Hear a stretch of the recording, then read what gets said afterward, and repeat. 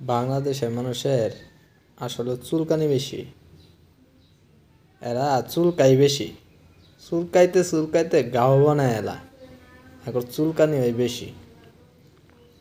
আরে বেটা, সাকিব খানের গান বাইরেছে, সাকিব খানের ছবি বাইরেছে, সাকিব খানের এনে যাইব সাক্ষাৎকার নিবি নাকি আনিয়া। এরা দরবারে উপবিশ্বাসের এনে, বুবলির এনে। ওরে বাপরে, কি রে ভাই, সাকিব খানের সাক্ষাৎকার নিবি, সাকিব খান কেমনে পারফরমেন্স করছে, এত ভালো কেমনে হইল, ওই কথা না কইবি।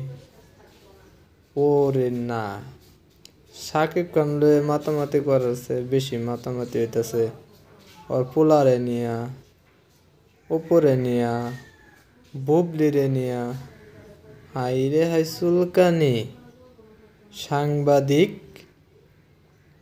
ইন্ডিয়া, এই চ্যানেলের মালিক, ওই চ্যানেলের মালিক, এই ইউটিউবার, নানান ধরনের বিধিকিচ্ছা অবস্থা। কে এরকম এত বিধিকিচ্ছা অবস্থা লাগাই দাও কে? চুলকানি বাইরা যায় না তোমাদের? চুলকানি বাইরা যায়।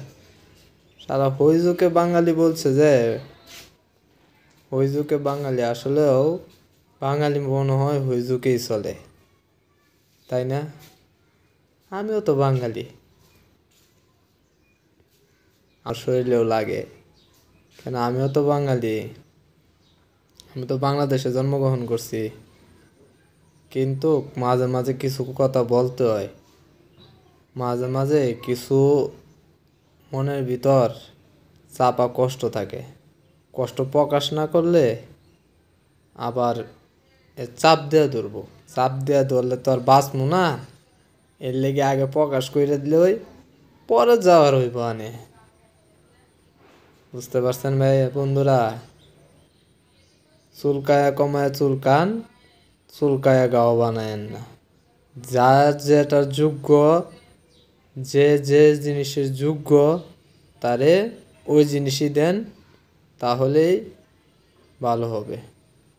কেউ তেল দিতে যায়েন না, তেল দিতে দিতে এমন পিছলাই হইব, পরে ধরতে পারবেন না, এমনি পিছলাই যাইব, আটকাতে পারবেন না, আটকানোর আগেই পিছলাই যাইব।